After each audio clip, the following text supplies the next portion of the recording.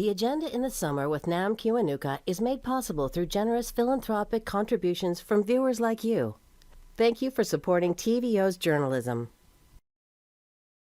Summer music festivals are back. So to celebrate all this July, the agenda in the summer revisits conversations with a diverse cast of musicians and music experts.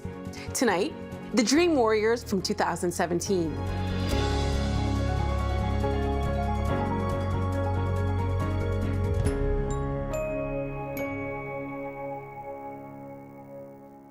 When they named their first album, And Now the Legacy Begins, it was hubris and maybe a bit of bluster.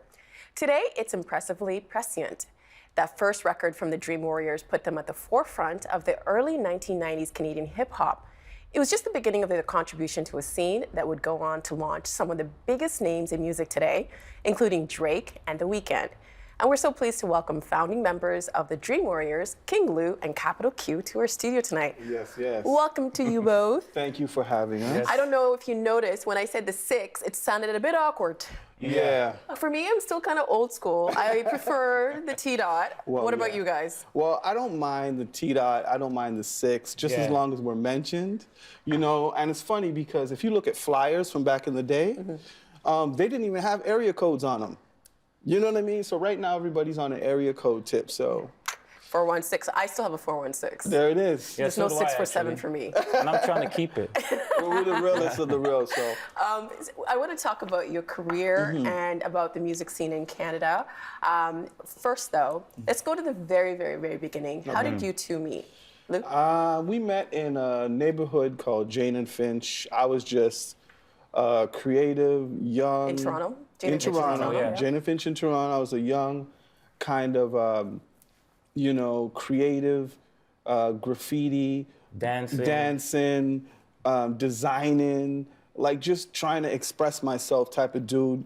And when me and Q kind of first actually got to know each other, we kind of got into a little tiff between each other, like a, you know. And I think that brought about a respect because when you grew up in the hood, I grew up in such an environment where respect is everything. Sometimes you don't have a lot available to you, opportunities or others. So is that why respect is so important? I think it's so important for that reason. So it's very hard to be creative and gain respect because if you're doing something different, a lot of people aren't really down for change. But I was one of those type of guys that a lot of people in school rooted for because I would do something different and they'll be like, oh man, that's him doing his thing again. They be like, yo, that's that Louis dude, man. Yeah. They just expected it. Yeah. They just expected it. So if you were in the cafeteria and there was different spots, like, you know, they're playing cards and gambling on one side, they're playing chess. Gambling? Yeah. And then on one corner, they're pounding on the table making beats. I would be able to go to each section, which is very unique. Some of the people would just stay in their sections and would never move out. So I was playing Dungeons and Dragons, chess, and then, you know, gambling with the boys here, and then graffitiing and pounding on tables, making rap beats on the other side. So Q, I want to ask you, because you know him very well. Yeah. What do you think it is about him that allowed him to be able to move through all those different crowds, I guess? Yeah, Q. What allowed him to do it is the dude was just doing what was on his mind. Yeah. Anything that he wanted to do, he just did it. Yeah. You know, and he wasn't hurting nobody. He was just doing himself, right? He was just doing what he felt he wanted to do, and it was different than everybody else. For me, we meshed because I was into dancing, so battle. Don't let him fool you. He was neighborhood. He was crazy. You know what I mean? He was, so, you know, B-boy. Yeah. Oh, so that's why, you know, at first people be like, this is a weird kid, because he used to I used to cut his hair. He used to do some crazy styles with his hair. So they'd be like, yo, what's up with dude's head? Yeah, I used to do all kinds of stuff. You know what I mean? And he didn't care. So well, I mean, they just accept it after a while. Even when you're, I want to ask you where the name Dream Warriors comes from. Okay. So just keep that in your head for a second. Yeah. But just to follow up on what you're saying, when it comes to the music industry, especially at that time with rap music, doing something different, I think took a bit of courage. Oh, yeah. Yeah. You agree with me? Yeah, yes, I do. It took courage, but when you're doing something for yourself, like just doing it to do it, being creative, you're not really afraid of the difference. You're hearing everything else, but you're doing what's coming out of your mind and in your way, right? And you respect what's going on, but you're just doing it because it's fun. It's like, I'm gonna try it this way, I'm gonna do this way. You don't realize that, you know, people looking at you and you're like, I don't feel that. And you don't care because you're not really paying attention to all of that. When did you decide to become the Dream Warriors, and where did the name come from? Well, first of all, Q's name is Q because he doesn't speak much. We call him the Quiet Storm, so we gave him that name. So I'm surprised that he's talking so much even in this interview. But like Dream Warriors was a name that was based off of a belief of being a warrior of your dreams. Yeah, I remember. You know, being a fighter of what you believe in. We always struggle with the question of, was Dream Warriors 2 people or was Dream Warriors more than 2 people? So when we started to get into actually recording, I was doing backups for Mishi back in those days. And when we started Mishi Me, Queen of Canadian the queen of hip hop. She's like, you know, our own, you know. So when we were coming about doing Dream Warriors, like just building a legacy for Dream Warriors, you know what I mean? It kind of was like, do we make a movement or do we just represent 2 guys? Do we do a whole neighborhood push or so forth? So me and Q just said, listen, we're just gonna do it this way. And we grabbed a few guys from around the way. There was like Blast. Yeah, actually Blast was one of the original members. Yeah. And 2 of the dancers, Frankie and Derek, were Warrior 1 and Warrior 2. I'm going to explain who they are. And myself and Q. And then later, you had 2 more members. Yeah, so we had a five-man group. I'll try to be quick. Okay. So we had a 5-man group, and the 2 dancers had other visions of where they seen themselves going. Yeah.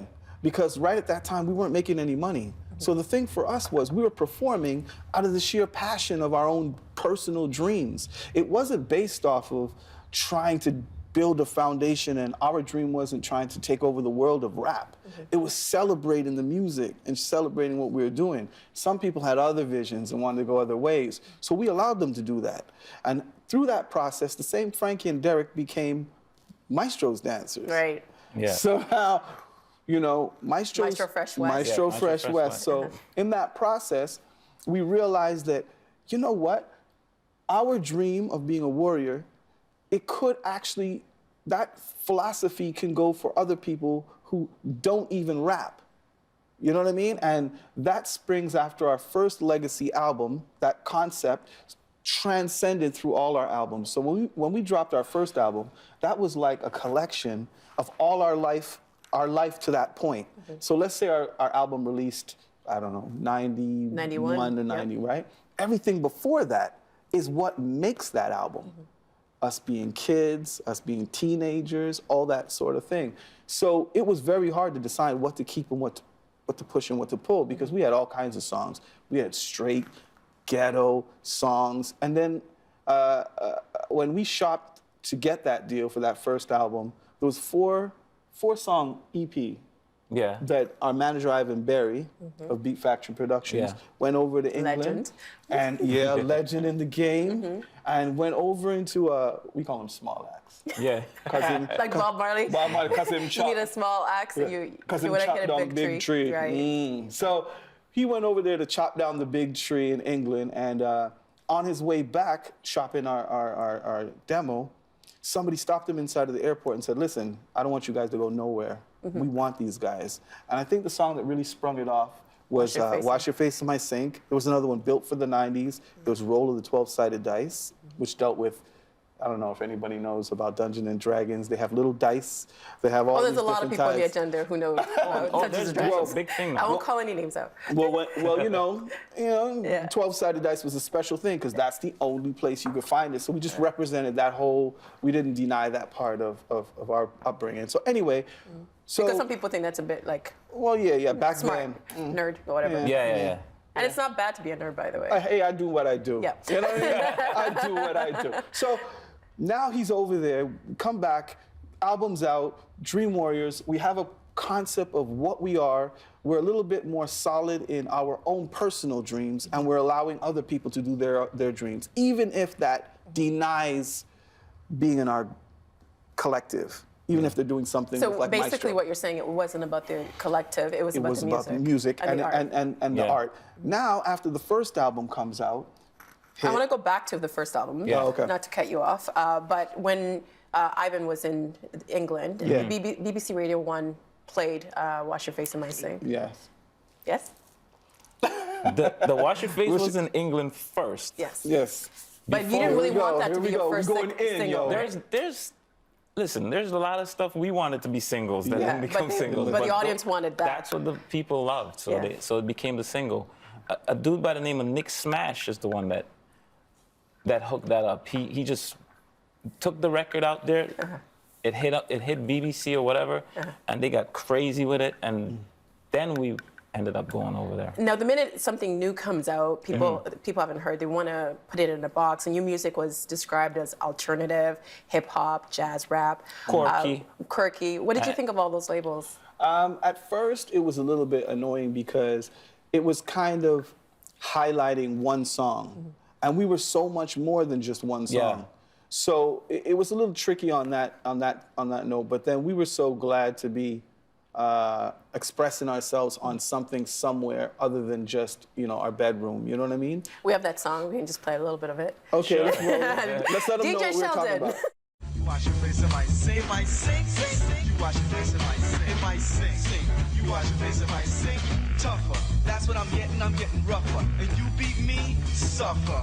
The loss of an attempt well tried. Well, your side tried, but my side will never be denied. Cause I'm swinging and stinging neglection with an injection of truth. I've come to untwist the twisted you. How does it feel now that I got you all to think?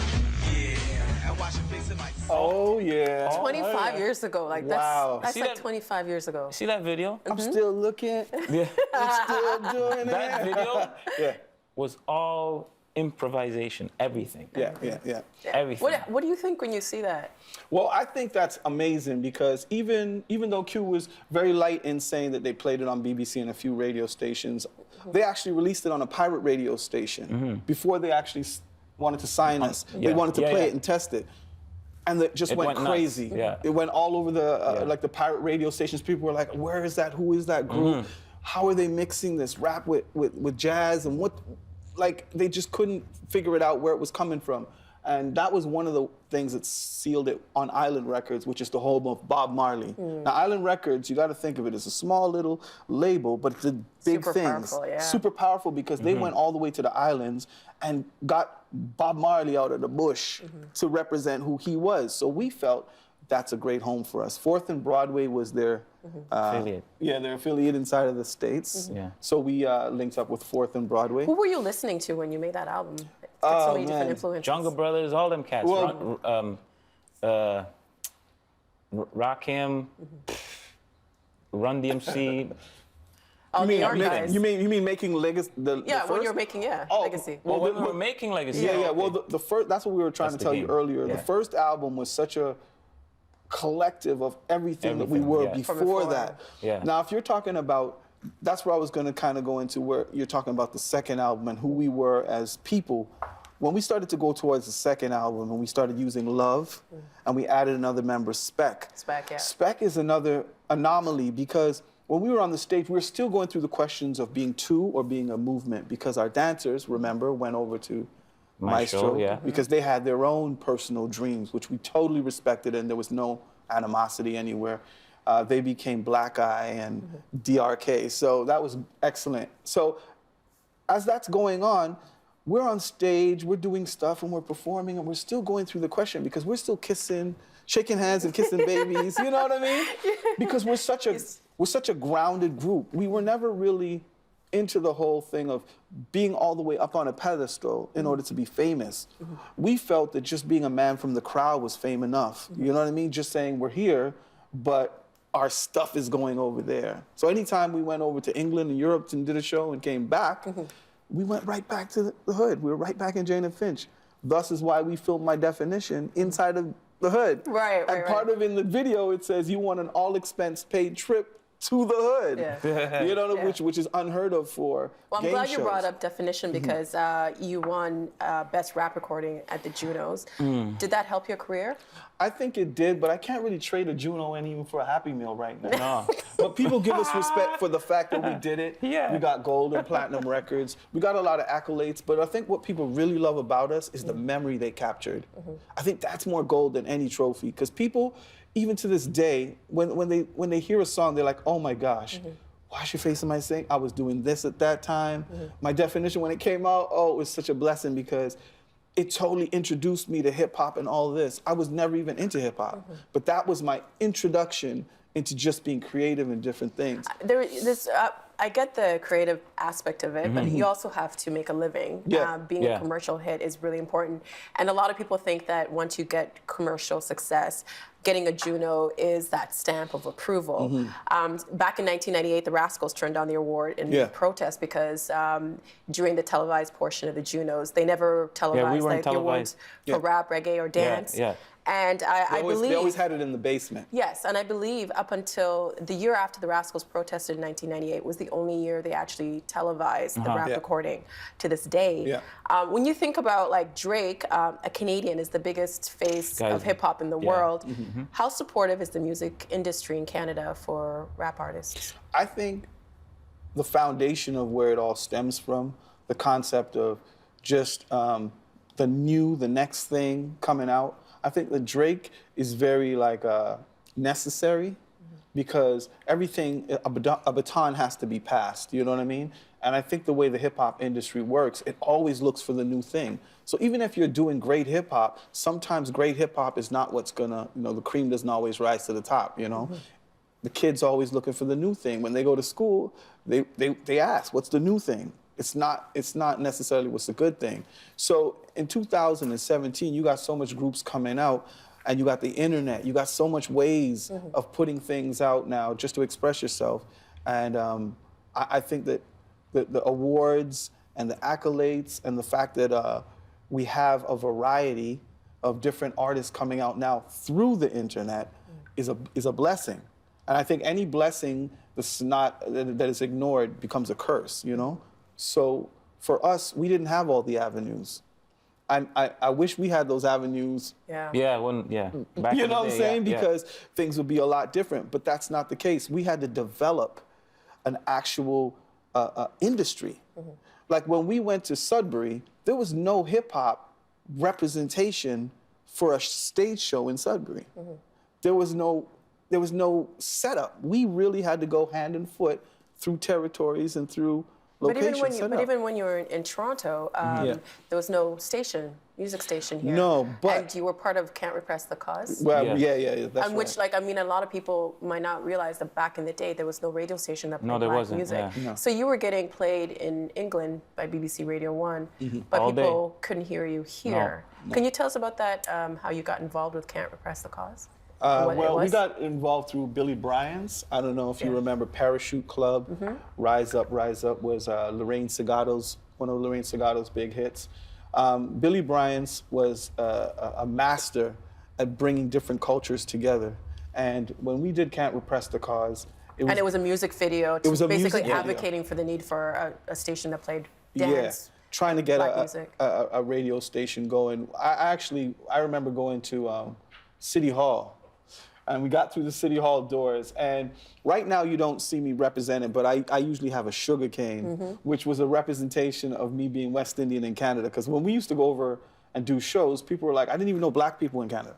Like, you know what I'm saying? So we used to do interviews on just being black in Canada without even getting into the music. So when they found out we were from Canada. Yeah, so this representation was a sugar cane. I remember going into City Hall, and all the artists were representing themselves, and I was like, should I leave this sugar cane because it was a big part of the concept of who we were? And Billy was like, nah, he was so hood. He was like, nah, you bring it. You bring it because this is part of what we're doing. I remember getting to the front door and they're like, you can't go in with that stick. And I was like, that's the funny thing about it, because they look at the music, they look at the imagery, they look at what you're doing, and it's like, it's just a stick, it's just songs, it's just this. But it was a whole thing it was a whole movement in Toronto that wanted to happen and was gonna happen whether you gave us a radio station or not. And now we got radio stations because it was undeniable. And you guys were a part of that. And we're a part of that development. It must make you feel proud to look back and know that you were part of that foundation. Yeah. I feel that like when you look at what you when you look at developing and when you look at what you leave behind and when you look at your purpose in life, you kind of have to think to yourself, did I make a change in not just somebody's life, but in something permanent for the next generation to benefit from? Something that's bigger than you. That's right. So things that we're doing now before the 6th, like you're saying, is what Drake is benefiting from, is what, Shad,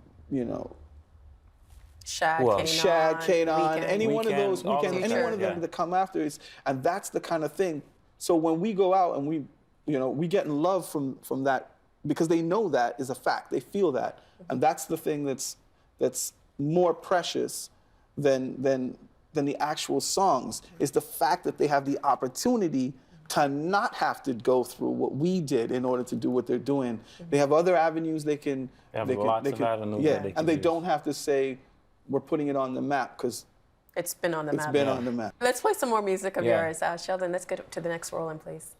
Bring me to the end and I'll be me. Open up your eyes wide so you can see a stick to be me. How I kick my rhymes down packed within the circle, how we do when we kick that fact. But where's the meaning? I take it one night by one night, but where's the meaning? I take it one day by every day. I pick a rhyme I chose and put it #1 inside my placement. So look to find the sound inside my basements. 13 cellars full of samples with ample time to loop. It's just the beats from the dead from my head with my troop. And it'd be cool if all the time was like studio time, but days are long enough for spec without the rest of my time. I think I'm manic depressive and not aggressive enough. You could try to be hard, but damn, you still won't be rough. Life is whack, feel the pump. Life is fat, F your flow. Life is waiting for a deal when you like that. No. That was from your second album, Subliminal Stimulation, and that was Spec. That's Spec. And on that album too, you collaborated with the legendary Gang Starr. How did that come about? Well, like I was saying from the very beginning, about Dream Warriors being 2 and then being a group and then going back to 2 and then going back to some concept of a group, Spec,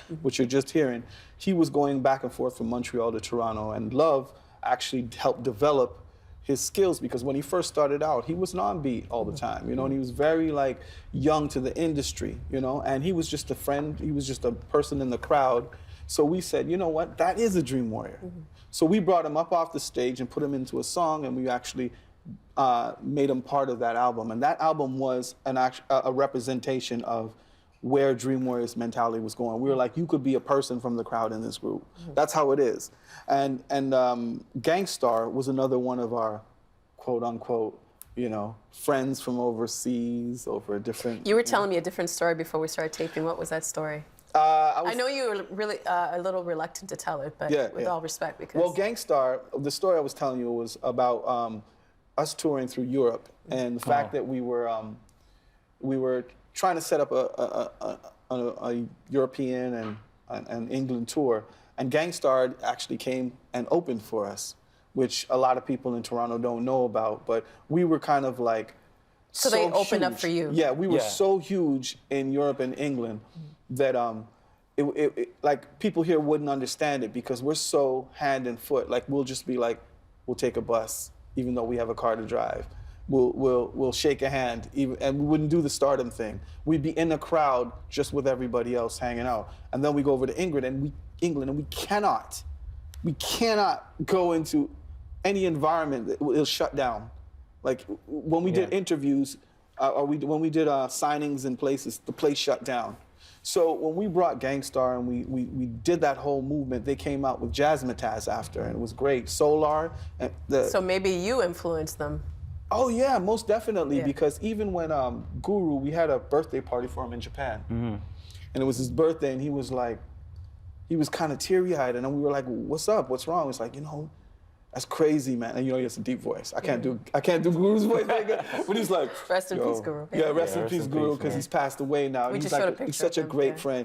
And he's like, yo, Lou Q, like nobody's ever done something like this for me. Like we had a cake, we just threw it. It's in the room, in the hotel room. And he was just like, and we just couldn't understand that. Like we were like, come on, man, like we're family. You know what I mean? Like, I mean, this is incredible because Guru, when it comes to hip hop and rap, he's one of the foundation. Yeah, man. And they play with jazz a lot. And they played with jazz a lot. That's also that linked us. But I kind of, I'm frustrated on your behalf because when it feels like you're kind of underappreciated in Canada. Yeah, Listen. I'm gonna let Q talk, cause Q You're right.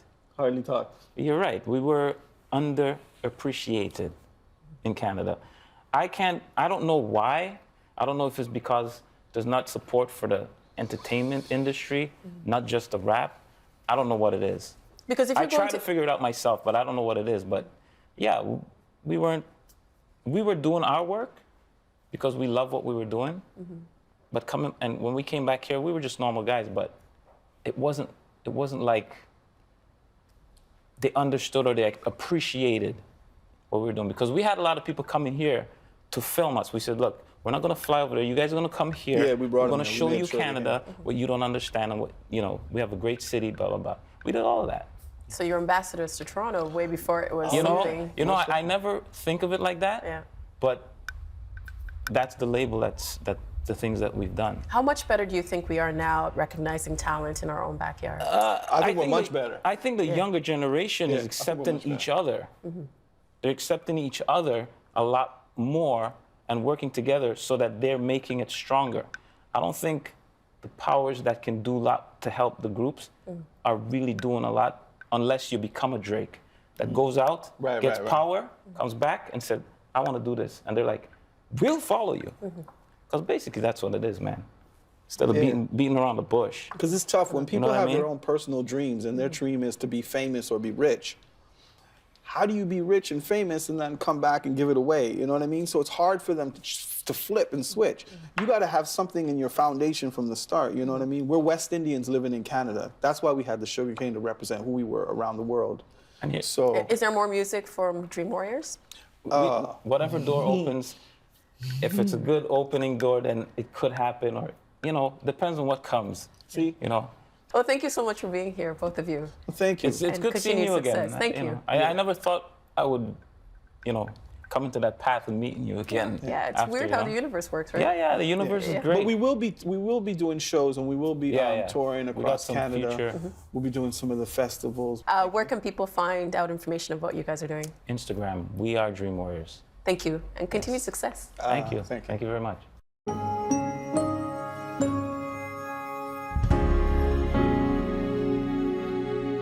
And that is tonight's agenda in the summer. I'm Nam Kiwanuka. Thanks for watching TVO and for joining us online at tvo.org. And we'll see you again next time. The Agenda in the Summer with Nam Kiwanuka is made possible through generous philanthropic contributions from viewers like you. Thank you for supporting TVO's journalism.